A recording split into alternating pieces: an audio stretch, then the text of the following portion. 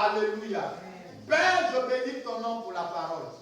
La parole est accompagnée de feu et de puissance. La parole est accompagnée d'autorité pour toucher les cœurs, pour toucher les mentalités, pour toucher les pensées. Au nom puissant de Jésus-Christ de Nazareth. Ce matin, je déclare que la parole libère les vies. La parole transforme les vies, les cœurs. Au nom de Jésus-Christ de Nazareth. Tout ce qui ne confesse pas ton nom, Seigneur, est assujetti maintenant. Tout ce qui ne glorifie pas le nom de l'Éternel est foudroyé maintenant. Et nous imposons le règne de Dieu. Oh, je déclare que les cieux et la terre s'accordent maintenant à cette heure. Maintenant pour faire silence à toute heure des ténèbres. Parce que l'Éternel parle et tout fasse silence. Au nom puissant de Jésus-Christ. Merci Seigneur pour la seule gloire de ton nom. Au nom de Jésus. Grande domination et de restauration. Ce matin, nous allons traiter encore, continuer sur ce même thème, mais nous allons parler d'un petit point. Nous allons dire, on ne peut pas dominer dans l'injustice. Alléluia. Selon vous, l'injustice c'est quoi et la justice c'est quoi? Je reste.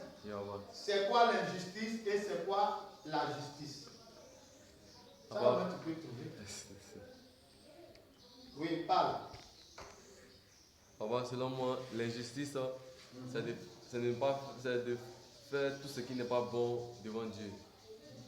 C'est de faire tout ce qui n'est pas bon devant Dieu. Donc, l'injustice là, c'est le manque de justice. L'injustice, c'est le manque de justice. Donc, si Marie, quand je te demande l'injustice, c'est quoi? Tu vas me dire quoi? Il faut parler fort. Parle fort. Mais parle fort. L'injustice, c'est quoi? C'est le manque de quoi? J'ai dit l'injustice, c'est le manque de justice. Donc, j'ai bien fait de t'interroger. Parce que tu allais sortir, tu allais dire, papa dit que l'injustice, c'est le manque d'injustice. Ton papa t'a jamais dit ça. Alléluia. Alléluia. Donc, on ne peut pas dominer dans l'injustice. Et nous allons définir c'est quoi l'injustice. C'est quoi d'abord la justice. Puisqu'on dit que l'injustice, c'est le manque de justice. C'est ça, non? Donc, la justice, c'est l'observation exacte des devoirs de la religion. La justice, c'est l'observation exacte des devoirs de la religion. Ça, c'est selon le dictionnaire. C'est aussi le sentiment de donner à chacun ce qu'il mérite. Quand on dit que quelqu'un est juste, c'est le sentiment de donner à chacun ce qu'il mérite. On se comprend? De manière juste, en respectant tous les droits d'autrui. Tout ça, ça veut dire quoi? On dit, c'est le sentiment de donner à chacun ce qu'il mérite. Cela veut dire, si tu travailles dans une entreprise, ce que tu mérites là, c'est ce qu'on te donne. Dieu également, comme c'est un Dieu de justice, ce qu'un homme mérite là, c'est ce qu'il va lui donner. Si ta manière de te comporter, tu mérites le bonheur, Dieu va te donner le bonheur. Si ta manière de vivre, si tu mérites le malheur, Dieu va te donner quoi? Le malheur. Donc, en un mot, la justice, c'est l'observation exacte de la parole de Dieu. Ce que Dieu te demande de faire là, tu fais. Donc, si ce Dieu-là, qui est un Dieu de justice, s'il doit régler ton problème, il va bien le régler. Parce que tu as observé ce qu'il t'a dit. C'est ça, non? Amen. Nous devons dominer dans la justice. Seule la justice nous permettra de dominer. Donc, si quelqu'un est injuste, il ne peut pas dominer. Si quelqu'un est injuste, il ne peut pas régner. C'est la justice qui nous permettra de dominer. La justice nous permettra de dominer. Alléluia. Que Dieu te bénisse. Donc, d'abord, la justice est un sentiment. Tu peux être là et puis tu vois que cette personne-là, il pose de bonnes actions.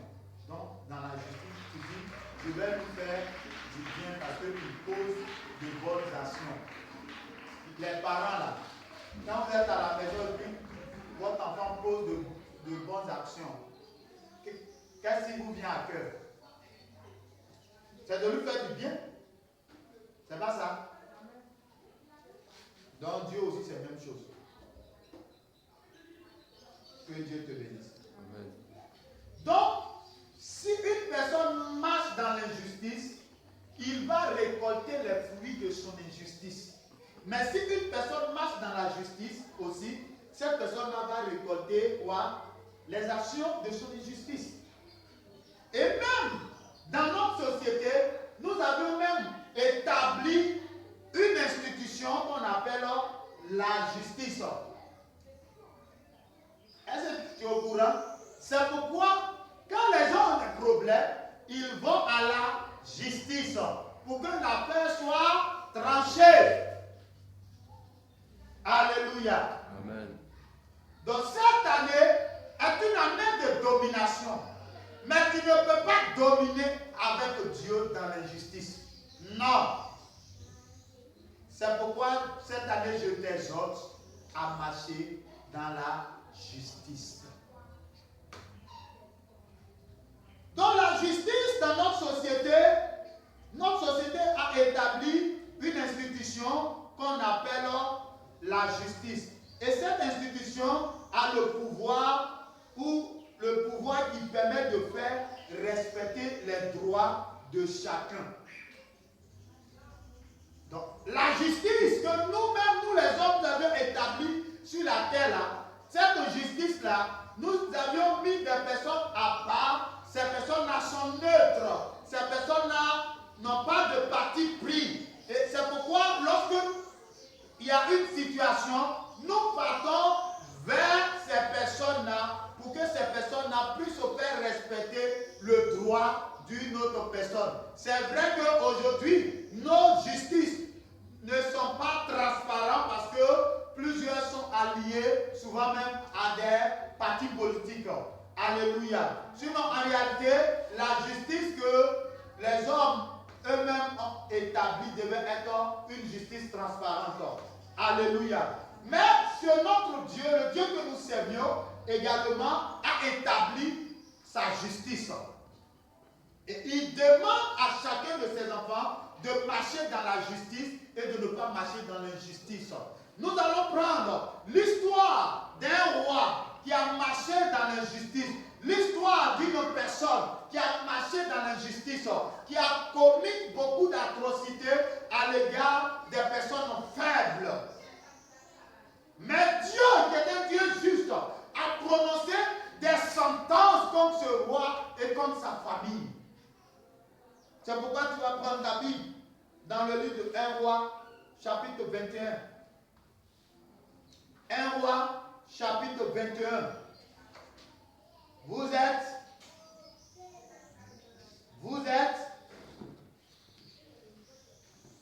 1 roi, chapitre 21. Qui a 1 roi, chapitre 21, verset 18. Verset 18.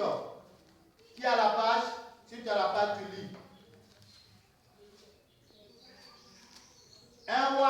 21, verset 18. Pauline. 1 Roi 21, chapitre et verset 18. Lève-toi, descends au devant d'Achab. Lève-toi. Descends au devant d'Achab, roi d'Israël.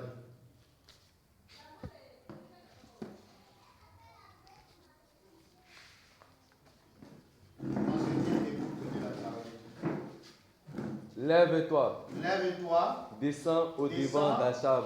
Au devant d'Akab. D'Akab, roi d'Israël à Samarie. Le voilà dans la vigne de Naboth. Le voilà dans la vigne de Naboth. Où il est descendu pour en prendre possession. Où il est descendu pour en prendre possession. Au verset 19. 19. Tu lui diras. Ainsi parle l'Éternel. Ainsi parle l'Éternel.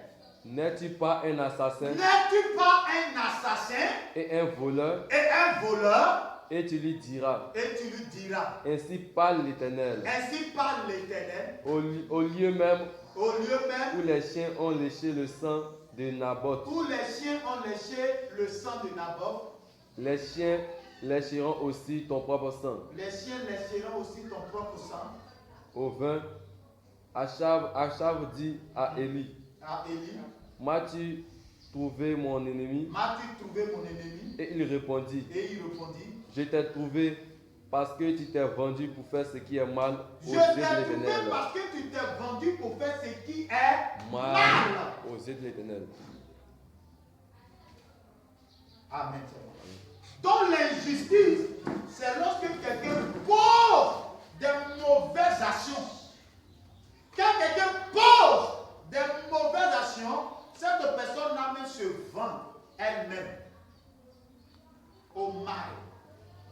Alléluia. Amen. Cette année, si tu veux dominer, il faut marcher dans la justice.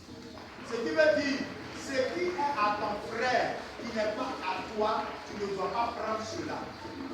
Ce qui veut dire, tu ne dois pas faire le mal à ton frère ou aux enfants de tes frères ou aux enfants de tes soeurs. Si tu veux dominer, tu dois être une personne juste.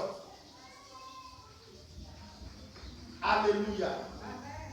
Voici une histoire qui est aujourd'hui d'actualité. On parle de l'histoire de Naboth. La Bible parle d'un homme qui s'appelle Naboth. Naboth de Jezreel. Naboth était un homme qui avait hérité de l'héritage de ses pères.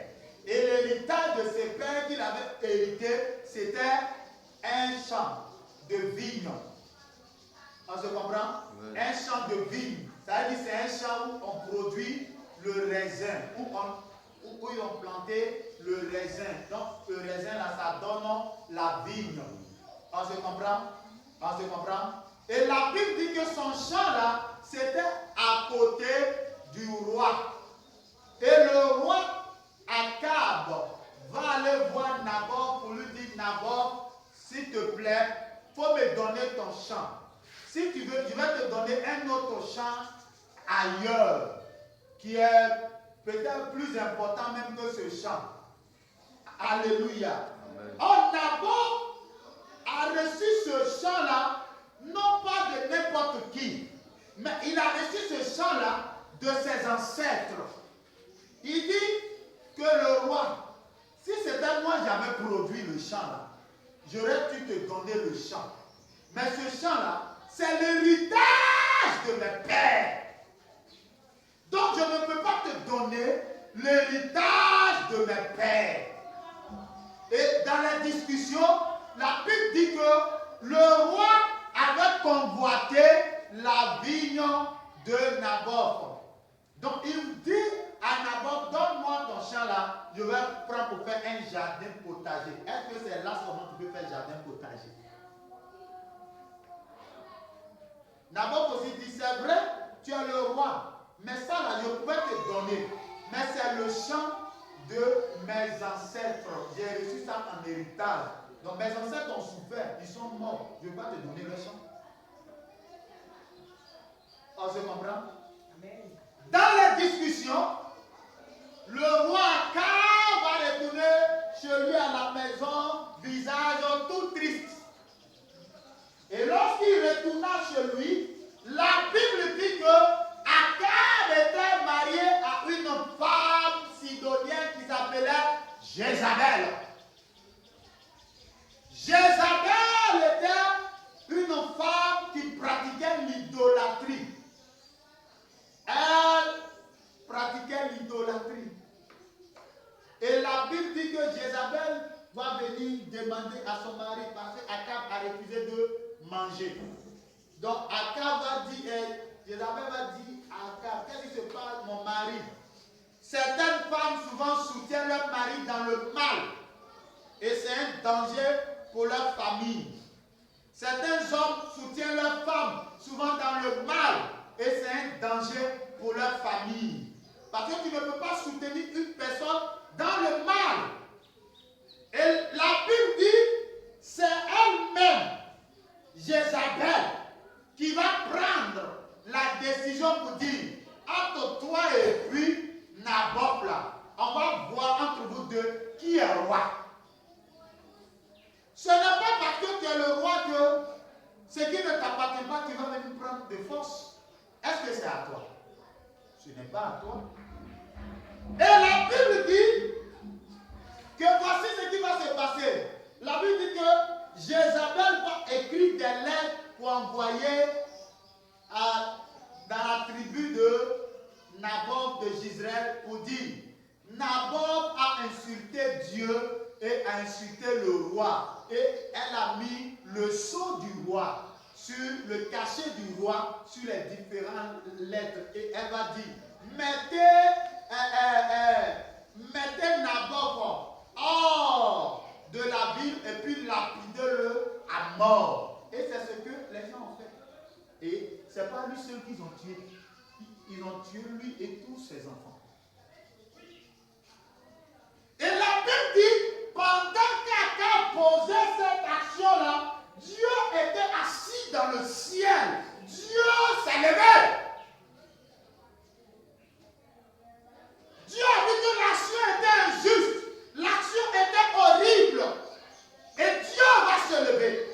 Et lorsque Dieu s'est levé, Dieu va secouer son prophète, Élie, le prophète majeur, pour dire, Élie, lève-toi. Il y a un problème au serviteur. Descends vite dans la ville de Naboth.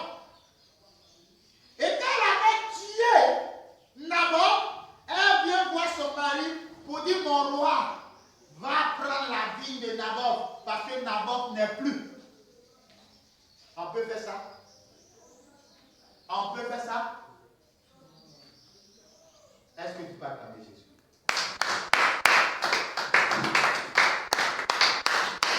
C'est pourquoi, cette année, si tu veux dominer, tu dois marcher dans la justice. Tu dois éviter le mal. Les pensées mauvaises qui viennent à Paul, les chasser. Éviter le mal cette année pour que tu puisses dominer. Parce que la Bible dit que Dieu était au ciel. Akab et sa femme pensaient que l'action qu'ils faisaient, ils étaient cachés. Mais Dieu les a vus. C'est pourquoi, pendant que toi tu sors, tu t'as posé des mauvaises actions. Tu penses que Dieu ne te voit pas? Tu te caches de moi. Tu te caches de tes frères. Tu te caches de tes soeurs. Mais Dieu te voit. Et si Dieu te voit, cela veut dire que tu vas payer. Tu vas payer. Est-ce qu'on se comprend? C'est pourquoi il faut éviter le mal. Le mal ne doit pas s'attacher à ton cœur. Le mal ne doit pas s'attacher à ton cœur. Il faut éviter le mal. Alléluia. Élie, le prophète majeur, va se lever. Dès qu'il est arrivé au verset 18, il dit, le verset 19, il dit, tu lui diras, Ainsi parle l'Éternel, n'es-tu pas un assassin? Ce matin, je veux parler des assassins. Les assassins, ceux qui posent des actions dans le but de faire du mal à leur prochain. Ceux qui posent des actions dans le but de détruire l'autre. Dieu te voit. Et si tu poses des actions pour détruire l'autre, il ne faut pas penser que Dieu ne te voit pas. Dieu te voit. Akab et Jézabel pensaient qu'ils étaient cachés. Mais Dieu les a vus. Et Dieu va envoyer Élie pour annoncer, pour prononcer un jugement contre Akab et sa famille. Est-ce qu'on se comprend? Dieu a prononcé un jugement. Il dit, n'es-tu pas un assassin et un voleur? Ceux qui volent, Dieu vous voit. Si tu voles, Dieu te voit. Si tu voles les offrandes de Dieu, Dieu te voit. La dîme de Dieu, Dieu te voit. Il ne faut pas penser que tu ne seras pas jugé. Parce que c'est ce qu'on sait mon maçon. Akab, lui, il a tué. Lui et puis sa femme. Parce que c'est Akab qui a fait que Jézabel a tué ce monsieur. Pourquoi ses désirs sont allés vers le champ de cet homme? Donc c'est Akab et puis sa femme qui se sont unifiés pour détruire la famille de cet homme. Est-ce qu'on se comprend? Amen. On se comprend? Amen. Cette année, tu dois éviter le mal. Le mal ne doit pas s'attacher à ta vie. Le mal ne doit pas s'attacher à ton cœur. Et ce qui est mauvais, la Bible dit que Jézabel avait menti. Est-ce que ceux qui mentent, est-ce que Naboth d'Israël avait insulté l'Éternel? Est-ce que Naboth d'Israël avait insulté le roi? Mais la Bible mentionne que Jézabel avait menti. Donc ceux qui mentent pour faire du mal à l'autre, ceux qui mentent pour détruire leurs frères, Dieu vous voit. Et il ne faut pas penser que si tu mens sur quelqu'un, Dieu ne t'a pas vu. Dieu te voit. Et celui qui ment attire un jugement sur lui. Parce que la Bible dit, le père du mensonge, c'est le diable. Donc si tu mens, tu es le fils de ton père qui est Satan. Donc tu dois éviter le mensonge cette année. Alléluia. Amen. Alléluia. Amen. La dernière fois, c'est hier normalement, on est quitté au magasin, on partait à la maison. Et puis, on a vu une petite fille dans la voiture. Elle est là, la voiture bouge seule. Elle est assise dedans, la voiture s'en va. J'ai dit, mais toi tu fais comme elle vit ta voiture avance et puis tu n'attrapes pas le volant. Et puis il regarde, son papa est derrière, c'est lui qui a la commande et puis qui te le guide. Ça veut dire, je comprends. Il a toujours dit que si un enfant est dans la rue, c'est-à-dire que son papa n'est pas loin. Donc si un menteur est quelque part, son papa Satan n'est pas loin. On se comprend? Donc cette année, tu dois être juste. Éviter le mensonge. Éviter le mal. Sinon, Dieu te voit et tu ne pourras pas dominer. Au contraire, tu seras dominé.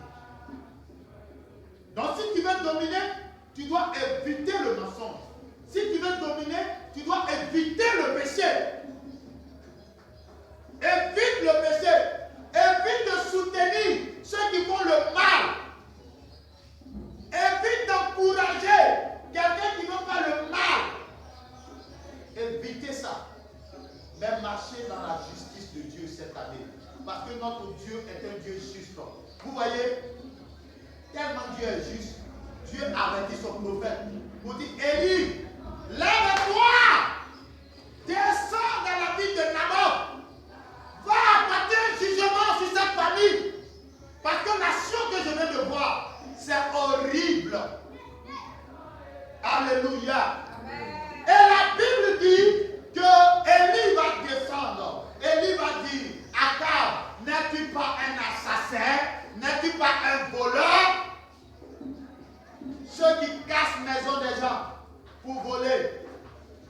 vous n'arrêtez pas, votre fin sera terrible. Alléluia. Amen. Ceux qui volent l'argent des gens, si vous n'arrêtez pas, votre fin sera terrible. Ce matin, je m'adresse à chaque personne pour dire Akab a été méchant.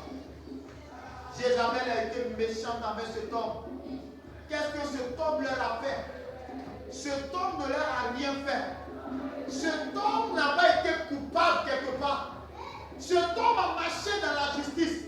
Cet homme respectait les lois du pays. Mais cet homme, son héritage, il ne voulait pas donner à Akab parce qu'il est roi. Non. Parce que c'était l'héritage de ses pères. Il a défendu l'héritage de ses pères. Cela lui a coûté la vie. Alléluia. Amen. Quels sont ceux qui défendent l'héritage de Dieu? L'héritage que Jésus nous a laissé. L'héritage qui est l'évangile que Jésus nous a laissé. Quels sont ceux qui défendent l'héritage que Jésus nous a laissé? Quels sont ceux qui défendent l'évangile? Quels sont ceux qui défendent l'évangile de Jésus? N'es-tu pas un transgresseur de l'évangile? N'es-tu pas un transgresseur de la parole de Dieu? Ce matin, défends-tu l'évangile de Dieu? Maranatha. Est-ce que ce matin tu défends l'évangile de Dieu? Est-ce que ce matin tu prêches l'évangile de Dieu? Est-ce que ce matin Dieu dans le ciel va dire, mon fils vit dans la justice, ma fille vit dans la justice? Alléluia. Amen. Jézabel avait menti. Elle a dit qu'ils n'ont qu'à maudire Naboth. C'est pourquoi quiconque ment sur toi, que le Seigneur l'arrête avant qu'il ne te détruise. Amen. Au nom de Jésus. Amen. Quiconque dit qu'ils n'ont qu'à te maudire, que le Seigneur les maudisse. Amen. Dans le nom de Jésus-Christ. La Bible dit que la colère de Akab avait poussé sa femme à détruire la vie de cet homme et de sa famille. Alléluia. Celui qui ment sur toi, qui t'accuse, qui cherche à te tuer, cette personne-là, tu dois faire attention à cette personne. Une personne que un jour, tu as entendu, tu as reconnu que la personne a menti sur toi, que la personne a prononcé des malédictions contre toi, cette personne-là, il faut faire attention à cette personne. Parce que si tu as eu, il va te tuer.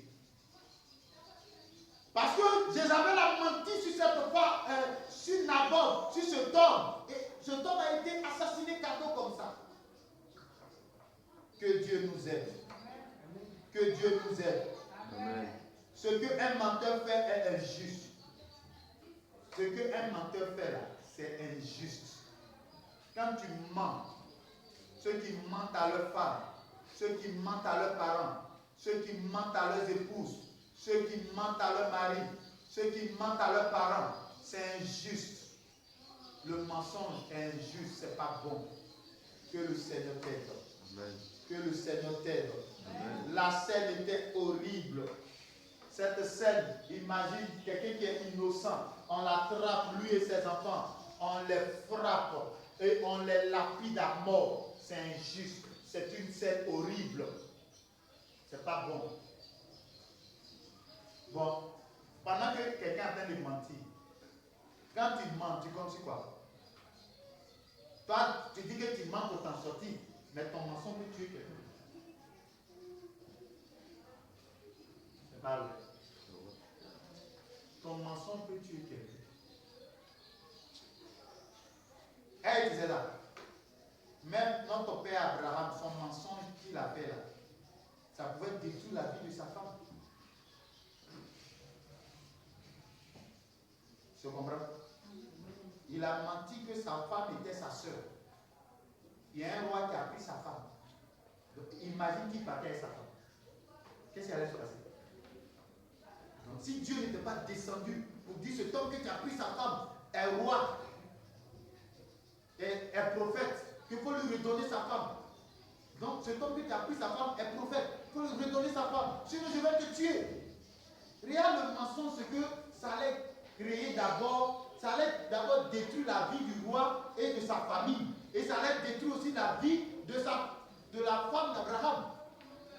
Donc le mensonge est dangereux. Le mensonge est mauvais. Le mensonge est cruel.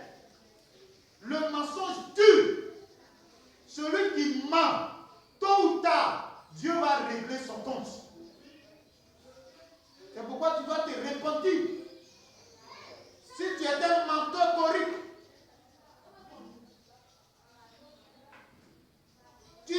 tu dois éviter le mensonge. Tu dois éviter le mensonge. Parce que le mensonge détruit. Alléluia. Quelqu'un t'a rien fait. Mais tu t'en vas, tu mens sur lui. Parce que tu es jaloux de lui. Parce que tu ne l'aimes pas. Bien aimé, que le Seigneur nous aide à ne pas rentrer dans le mensonge. Et la Bible nous dit qu'Élie va dire, ainsi parle l'Éternel, n'es-tu pas un assassin et un voleur? Et tu lui diras, ainsi parle l'Éternel, au lieu même où les chiens ont léché le sang de Naboth, les chiens lécheront aussi ton propre sang. Akab dit à Élie, m'as-tu trouvé mon ennemi? Il répondit, je t'ai trouvé parce que tu t'es vendu pour faire ce qui est mal aux yeux de l'Éternel. Alléluia. Donc la Bible dit que Akab a fait quoi? Akab s'est vendu. Donc Akab dit que Élie est son ennemi. Parce que quand il fait les choses, Dieu envoie Élie pour lui dire, ce que tu fais là, c'est pas bon. Et aujourd'hui c'est ça. Quand les chrétiens posent des actions qui sont mauvaises, que Dieu envoie ses serviteurs, ils trouvent que l'homme de Dieu là est son ennemi, il ne l'aime pas. Est-ce qu'on se comprend? Il trouve que l'homme de Dieu est son ennemi, il ne l'aime pas. Pourtant, si c'est ton ennemi, est-ce qu'il va venir te dire ce que Dieu lui a dit? Il ne va même pas te dire. Lui, s'il va dire à Dieu, Dieu, je ne vais pas. Mais malgré que souvent d'autres sont même élevés en autorité, ils regardent qu'ils ont peut-être l'autorité, peut-être même ils ont l'armée avec eux, ils prennent le risque parce que Dieu les a envoyés. Donc, une telle personne qui vient t'interpeller, est-ce qu'il est ton ennemi? Au contraire, tu dois lui dire merci. Parce que ce n'est pas ton ennemi. Ce n'est pas ton ennemi. Dieu lui a donné une commission. Donc, il vient te donner la commission. Et la Bible dit que quand Élie a dit de la manière, vous avez fait tuer Naboth et puis les chiens ont lapé son sang. Et puis, les chiens aussi, dans le même champ que tu as pris là, les chiens vont manger votre chair et puis vont laper votre propre sang aussi. Et regardez le jugement de l'Éternel contre la famille de Naboth. Et puis, il ne s'arrête pas là, il poursuit, il dit, le verset 20, Akab dit à Élie, m'as-tu trouvé mon ennemi? Et il répondit, je t'ai trouvé parce que tu t'es vendu pour faire ce qui est mal aux yeux de l'Éternel. Voici, je vais faire venir le malheur sur toi. Je te balayerai, j'exterminerai quiconque appartient à Akab, celui qui est esclave, celui qui est libre en Israël. Et je rendrai ta maison semblable à la maison de Jéroboam, fils de Nébat, et à la maison de Baïcha, fils d'Achija, parce que tu m'as irrité et que tu as fait pécher Israël. Donc Akab était le roi d'Israël, mais tellement qu'il a commis le mal, il a orienté le peuple de Dieu vers les idoles, vers les adorations. Alléluia. Il a orienté le peuple de Dieu vers Astarté. Il a orienté le peuple de Dieu vers les divinations. Alléluia. Amen. Parce que sa femme était prêtresse. Jézabel était prêtresse. Jézabel était contrôlée par un esprit satanique. Jézabel était quelqu'un qui pouvait faire des sacrifices avec le sang humain. Est-ce qu'on se comprend? Jézabel est celle-là qui a fait tuer les prophètes de l'Éternel. Est-ce qu'on se comprend? Donc, en un mot, le Seigneur avait envoyé cet homme pour venir prononcer le jugement sur la famille de Akab. Que le Seigneur te bénisse. Amen. Cette année, ma prière pour toi, c'est que tu lises la Bible et que tu marches dans la justice de Dieu. Amen. Que tu t'éloignes du mal, que tu t'éloignes de tout ce qui est mauvais, que tu t'éloignes de tout ce qui ne glorifie pas le nom de l'Éternel. Que cette année, ta vie soit pure devant ton Dieu. Que cette année, ta vie soit sans tache devant l'Éternel des armées. Que cette année, tu marches dans la justice. Parce que le thème de cette année doit agir dans ta vie, doit agir sur l'Église, doit agir dans ma vie et dans notre vie. Alléluia. Que le Seigneur te bénisse. Amen. Que la grâce du Seigneur soit avec toi. Amen. Amen. Amen. Amen. Amen. Amen. Que Dieu te bénisse.